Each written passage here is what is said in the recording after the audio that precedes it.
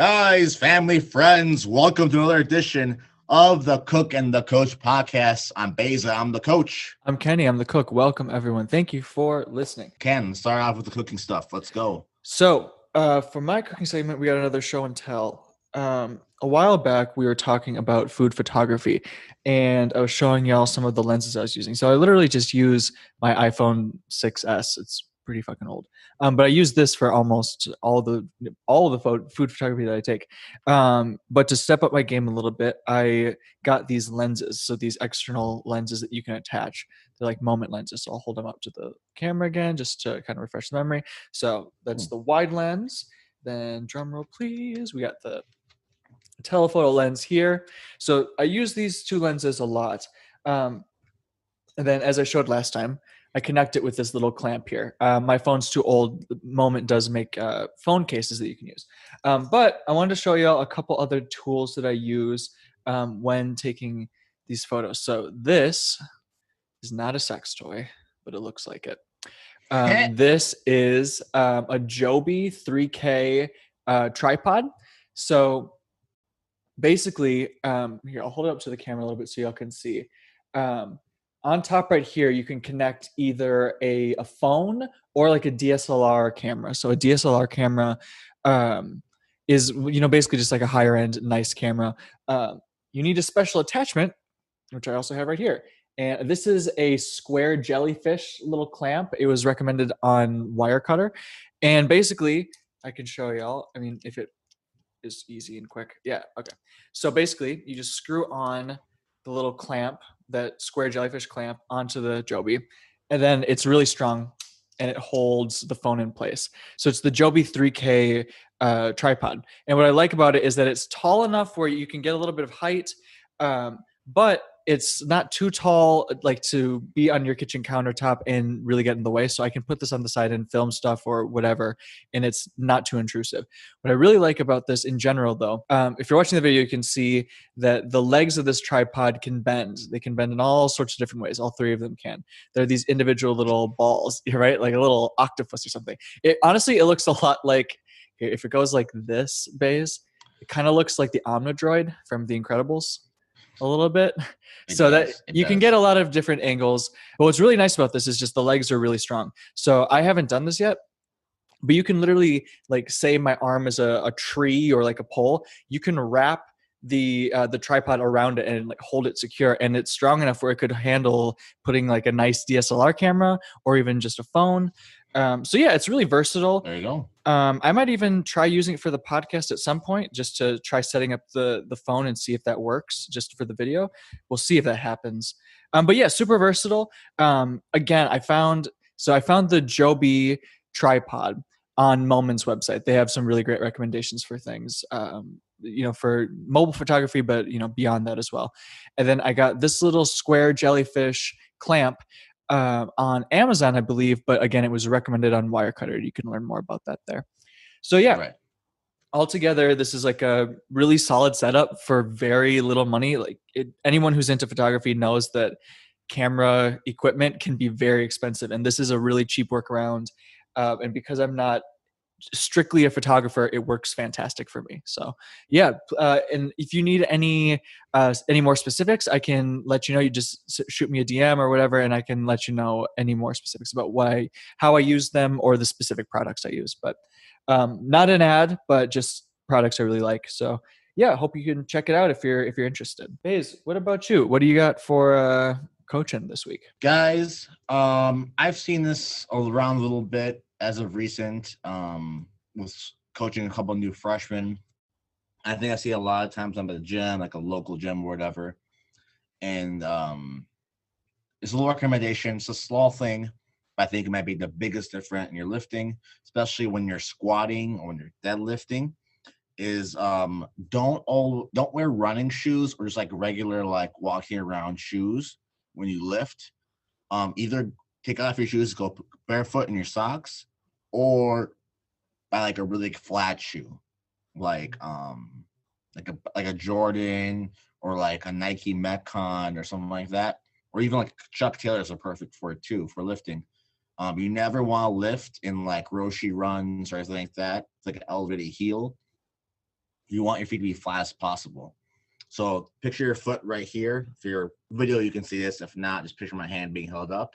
You want your foot to push through all the points of your foot, 3 main pressure points.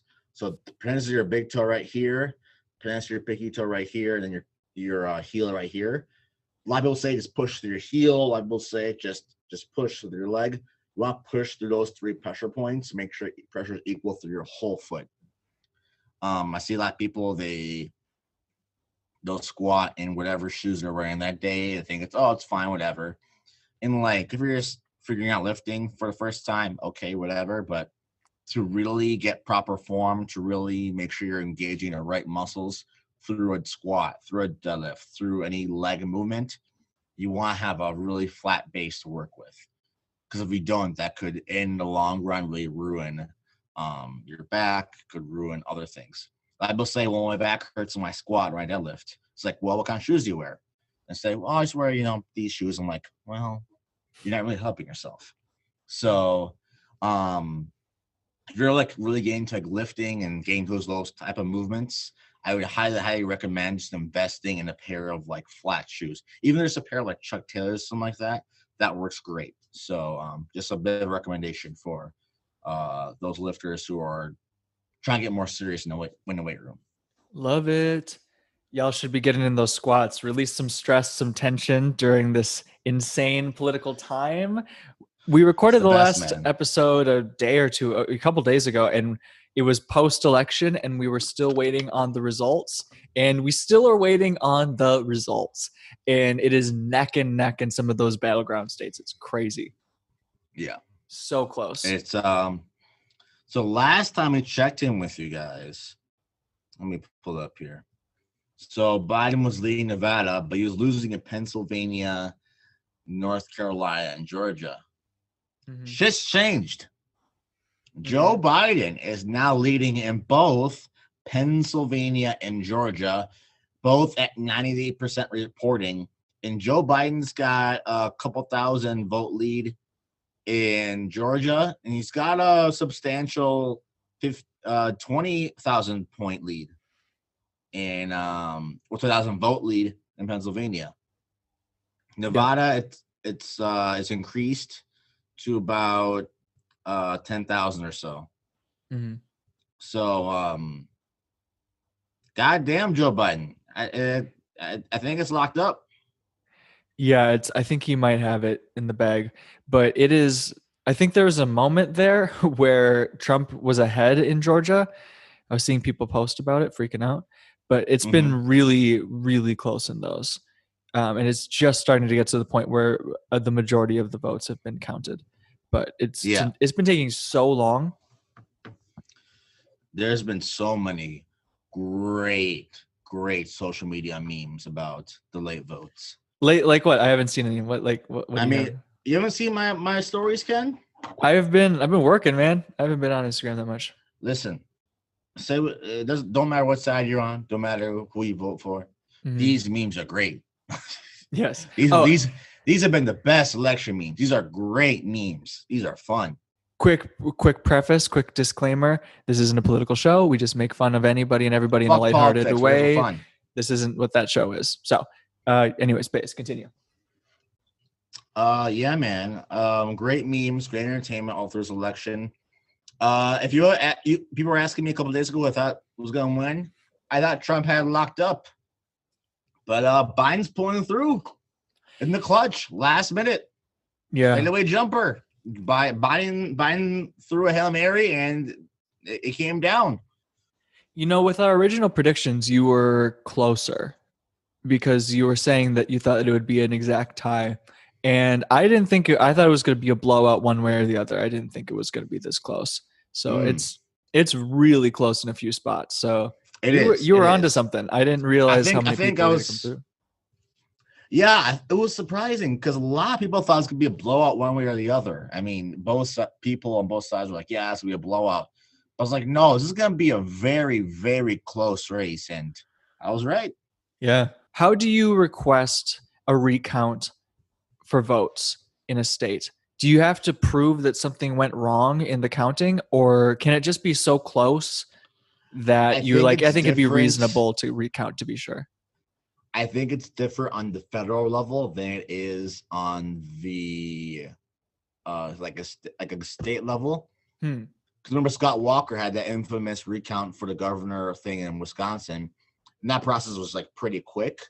But Yeah. like when Bush and Al Gore had the recount that changed the election, that was a whole like 2-week long huge process. So yeah, I don't know. Is it looking like Biden's going to win the popular vote as well as the electoral college vote? Oh no, Biden ran away with the popular vote. Really? Ran away with it. Biden has almost 75 million. Trump has about 70.5 million. I'm always the guy that says it's not over till it's over. I am 100% that guy. At the same time, though, I mean, look, I don't really see a way Trump gets out of this. I don't either, but this year's been too crazy for me to go on record and say that I think Biden's got it in the bag. Anything could happen. That's true. Hey, listen, it's 2020. We can't say shit till we know for sure. Yeah, it's 2020. We can't. So anything and everything has happened. How many episodes are we going to have where it's like, well, we still don't know? What if this just keeps going? We'll be at the end of the year, be like, guys, we don't know. We should know by tomorrow. Guys, what are the chances that 2021 is really that much better, though, just in general? Overall, I've been saying this all week. I'm like, we're too optimistic about 2021. Yeah. I feel like for the past definitely 4, but probably 6 or more years, at the end of the year, everyone on social media has been like, fuck this year. Fuck it. And I think that's a newer thing, But this year was different. This year was different. It was way worse. It's been objectively one of the worst years in recent history.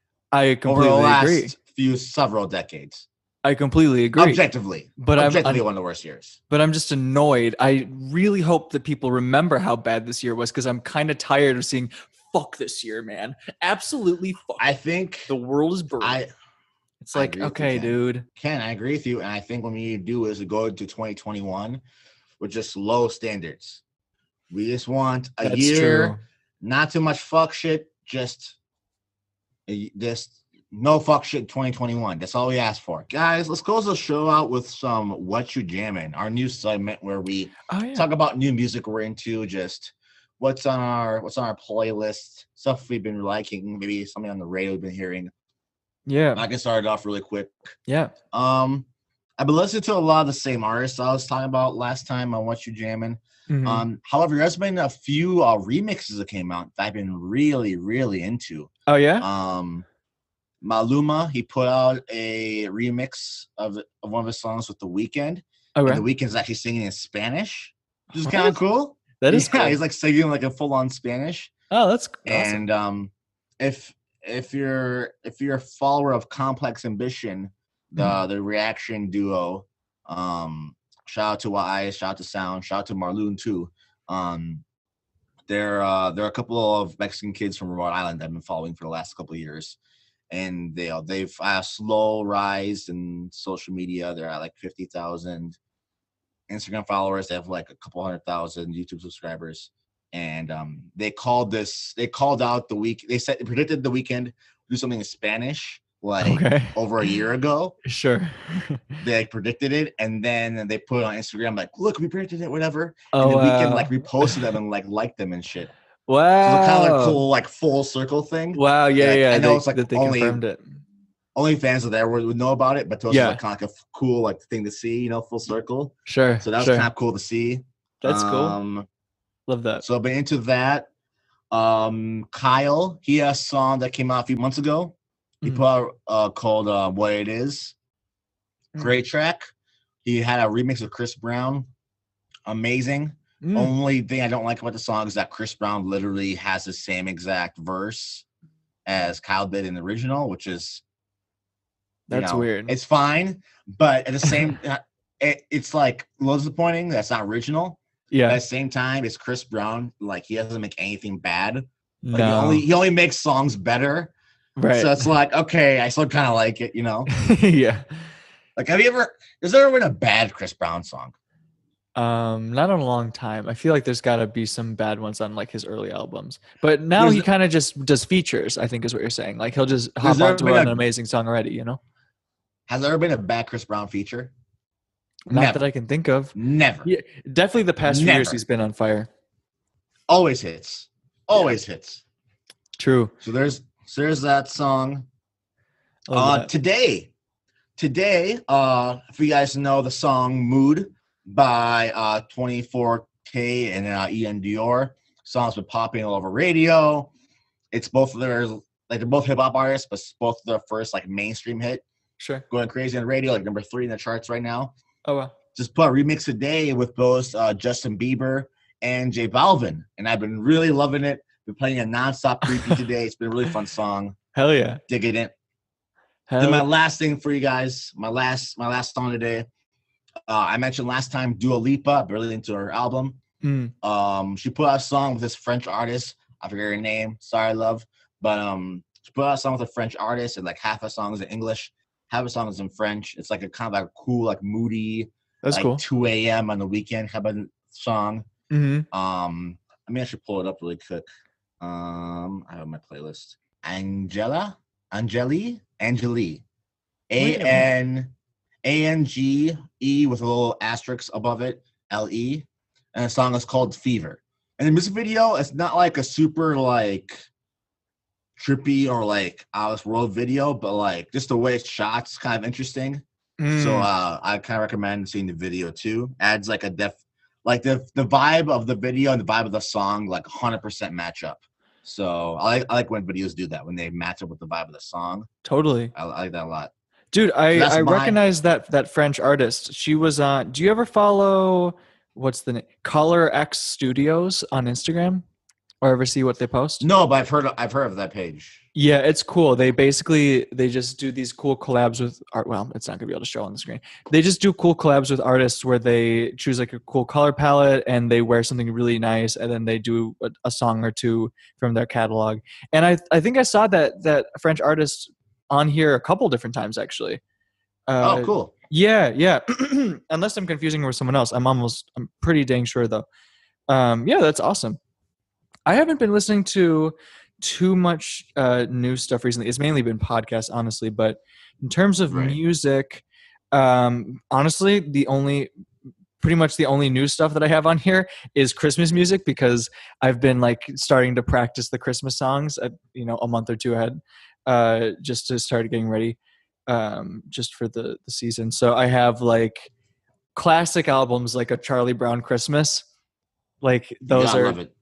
great You gotta songs. love it. And I've like been plunking along to that. Let's see. Oh, and then the Elf soundtrack, and then music from the Elf movie. So I've been like taking songs from each of those. Love that. I think that's pretty much it, honestly. Yeah, Daniel Caesar, a non-Christmas answer. I've been listening to some of his like main songs, like Best Part, Japanese Denim. I love those. Guys, thank you for listening.